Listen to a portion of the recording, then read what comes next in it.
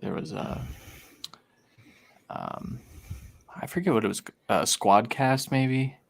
Hmm. Um, it was not that good, so we got rid of it. It was really expensive, and like all of these things were um, like very very bad. The video quality was bad. The audio quality was pretty bad. Like it was just not that good. So sorry. Yeah, when I saw you take Skyy in the first, I'm like, yeah, I got to get him on. Like, I was really irritated when he declared because I have him on so many C2C teams.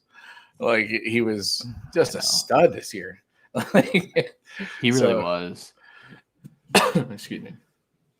Um, yeah, I can't wait till we talk about where I project him because a lot of people think he's a day 3 guy, and I don't no, I I don't think don't he'll think get so. there. So, all right, let's dive in, man. Let's see. Alrighty. Uh,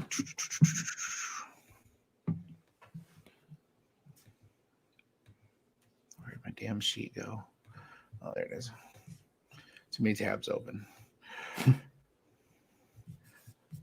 All right, good morning, everybody. It's your daily draft report, the daily dose of prospect information for the NFL draft brought to you by Campus to Canton. Tonight's prospect is a fun one, close to home. I almost went to Western Michigan. I live like 25 miles from the campus. I went and seen them play the bowl game against Nevada, even though most of the Nevada didn't play, but it was nice to see this guy play. Skyy Moore from Western Michigan. He's a redshirt sophomore wide receiver, 5'10", 195 pounds. And I'm really super excited to bring on my guest tonight, Christian Williams. How you doing, man? I'm doing very well. Thanks for having me. How are you? I'm great, man. Great. Just happy to talk about somebody like this, man. I've skimmed the top of I've done the big guys, and I'm excited to get down to more, the guys who people really want to hear about. Like a lot of people probably don't know about Skyy Moore, so I'm ready. So, quick recruiting profile. Not much there to write about as far as a recruit. He was the 2,348th ranked recruit in the class of 2019 from Pittsburgh, Pennsylvania. Had just a couple offers: Western, Howard, Rice, Robert Morris. So obviously, not much there. He was recruited as a cornerback as well. So that'll feed probably a little bit into more what we talk about later. Statistically, as a freshman, he had 800 yards, 3 touchdowns. I mean, he hit the ground running in Kalamazoo there. Shortened season last year, he only had 388 yards, 3 touchdowns. And this year, he really emerged 94 catches, 1,283 yards, 10 touchdowns. So Skyy really balled out this year. So let's dive right into the meat and potatoes. Christian, what traits and attributes does he possess that you think will make him successful in the NFL? With Skyy Moore, I think there are three main things that I think of as the things that will make him successful at the next level. The first one will be his route running. You see that the NFL is kind of moving towards this route running separation type of guy. That's kind of the mold for what they look for in wide receivers. And Skyy Moore is one of the best separators in this class. I actually would put him up there right below guys like Garrett Wilson, Jahan Dotson, Chris Olave, those types of guys. I think Skyy Moore has the ability with his footwork to create separation. But the other thing that goes along with that is a good release. And Skyy Moore saw quite a bit of press coverage this year, and he was able to beat that because he has a very, very quick release.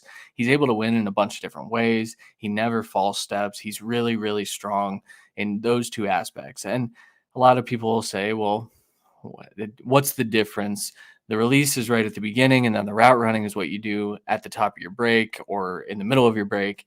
And I'll tell you what, he's good at both. Like if he doesn't get a ton of separation with his release, he's able to use his footwork to get an extra yard, of separation.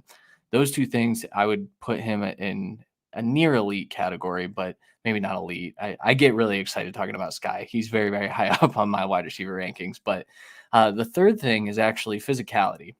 So Skyy's a small little guy. He's maybe 5'9" is probably what he'll measure at. I'm not entirely sure if he'll even hit that. He's a short guy, and I think that probably contributed to his low recruitment in high school. But he plays with some massive, massive physicality. He's a very physical player. He is getting after it when he's blocking, and I know when people are scouting wide receivers, they don't care about the blocking, but that stuff matters to NFL teams, and that's what allows them to get on the field. And he does that all the time. And that physicality also shows up within those routes and within that release. And so if he sees press coverage, he's physical enough to kind of get off of it. So those three things, I think, are the main things that are going to allow him to be successful at the next level. He does a lot of other things well, too. He's really fast. I think he'll probably run in the 4.3s. And, size adjusted athleticism, I think he's an adequate athlete. I don't think he's a spectacular athlete, but I also think that when you add in that physicality that I just talked about, I think you can get enough athleticism from him to be a nice contributor at the NFL level. Right. Yeah.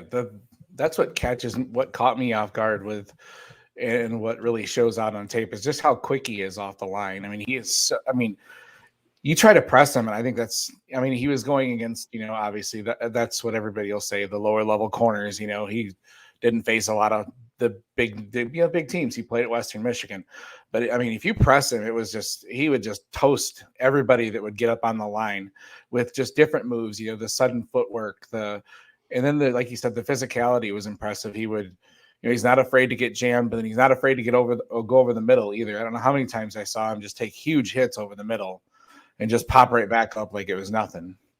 And at that size, he plays a hell of a lot bigger than 5'9", 195. He just seemed like he was really tough, very difficult to bring down as well. So he said he's very, very impressive. And I'm trying to get people to be quiet about him because I want to get him in the late second of my rookie drafts and stuff like that. So, yeah, it ain't going to happen anymore, I don't think. Once we see them, I think this is going to sound weird. I think he's more of what we thought Dwayne Eskridge was going to be last year. I don't like comparing them, but there is a lot of similarities in their game. I just think Sky's a lot better than Eskridge was. So, yeah, and we'll get to where he may go in the draft. But if Dwayne Eskridge was a day 2 pick, I don't know how you can watch Skyy Moore play and say, well, that's not a day 2 pick, because if you look at their film, even, if you watch them back to back, if you go back and watch some D Eskridge film, you're going to say, wow, Skyy Moore is extremely talented. The other thing that I didn't mention that I kind of wanted to bring up, because with small guys, this sometimes isn't the case. He's a really natural hands catcher. He's nice at the catch point. He will go up and get it with his hands. A lot of guys aren't nuanced with that. I recall Jalen Reagor as a prospect. Everyone was in love with how his release was and how he was able to, create separation. But when he would go up to catch the ball, he would T-Rex it a lot. T-Rex would keep his arms kind of close to him, and catch with his body. But yeah, Skyy Moore just goes up and gets it. He's mossed a couple people this year. There's not a lot to discredit about Skyy's game. Right. The size, I think, will get him pigeonholed into the slot, and if he's there. But I liked what he did on the outside too. He does track the ball really well over his shoulders, and he catches really well in stride. He does a lot of everything really well. So, I could see him playing some outside as well. So there's the good. Christian, what do you think could hold him back from being successful? So I do think, while he's a really, really good separator, I think you kind of just nailed it by saying he's probably reserved to a slot role. Now, last year, Elijah Moore caught my eye as a guy that I thought could win on the outside, and we kind of saw him do that a bit with the Jets. But I think the ideal role would be Elijah Moore in the slot, but Jamison Crowder was a problem. Skyy Moore's pretty similar in that aspect, where I think that the physicality of NFL corners might give him a little bit of trouble, just because that frame is very small, and size matters in the NFL. That's why everyone loves Traylon Burks. That's why everyone loves Drake London. And so if you've got some physical corners that can get their hands on him a little bit more, I'm interested to see if he's still able to use that quick release to create separation. Outside of that, man, he's fast enough to run away from NFL players. I think we saw a little bit of that. They got to play Pitt this year, and we watched him kind of burn Pitt's defense. And it's really unfortunate that we didn't get to watch him against, I believe they played Michigan at the beginning of the year. That sounds right. Yeah. Mhm. And I believe he got hurt very early on in that game. He had to leave the game early. He only had 2 catches, I believe, in that game, like 30 yards or something like that. But I wanted to see what he would do against, these Power 5 schools. Against Pitt, he was impressive. And I wouldn't say that Pitt has a ton of NFL corners right now, but that's still impressive to do that against Power 5. So I think that the size will be the question. And if that athleticism does translate, like I said, I think he's an adequate athlete, but I don't think he's blowing people away with his athleticism either. He's the same size as Antonio Brown. Anyways, just It's good to know. like almost identical. And Antonio went to Central Michigan. Anyways, all right. So the mock draft database has them mostly going in the 4th, 5th round. A couple have him going in the 3rd. One guy even had him going 31st to the Titans. Fox Sports, Jason McIntyre. So that's definitely the highest I've seen. So where do you project? Is there anywhere you would love to see Skyy end up? Like, where do you think he's going to be going? Well, I think for sure, like we just talked about with D. Eskridge, if he was able to get day 2 draft capital, then I think that Skyy Moore is going to be able to get day 2 draft capital, because if you watch them back to back, again, it's tough to do same school comparisons, but they are similar styled players as well. So I think he's going to be a day 2 pick. Now, what team he goes to, I don't know. I get nervous that he'll go to a team that wouldn't use his skill set in the right way. I think that the quick game is going to be where he lives, and the slot is going to be where he lives, but he's going to be able to create so much separation out of the slot that he would feast. He would be a rookie quarterback's or a sophomore quarterback's best friend. And I'm talking to the Bears and their new their new staff right now. I think that would be a really good fit. He has to get, I wouldn't say he has to get day 2 capital either. We've seen round 4 players recently with Amon-Ra St. Brown. I think he can be a factor for a team, even if he falls to day 3. I just don't see it happening. I think he's a day 2 guy. Right. Yeah, I think he will show out. He's not playing in the Senior Bowl, is he? I know. No.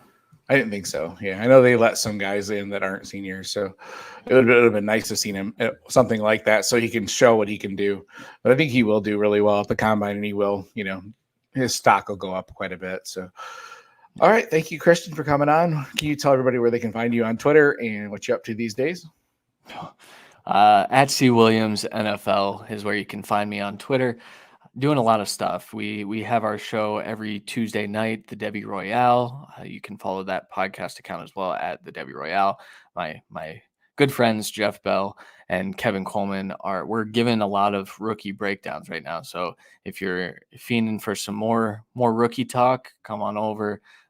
Also at the Cut Podcast Network, me and my buddy Randy, we are still going to be doing 2 episodes a week.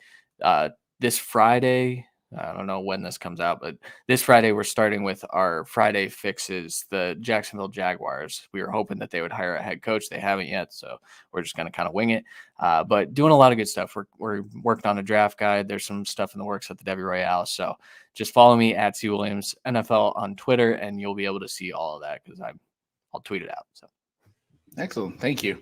Yeah, Debbie Royale is a must listen. Absolutely must listen. You can find me on Twitter at FF Peoples Champ, this podcast at Daily Draft RPRT, doing work at Campus to Canton, Dynasty Nerds, Debbie Deep Dive, kind of all over the place. So I'm always somewhere, it feels like. So always doing something. So thank you guys very much for listening, and we will talk to you guys tomorrow. Perfect time. My wife just walked in.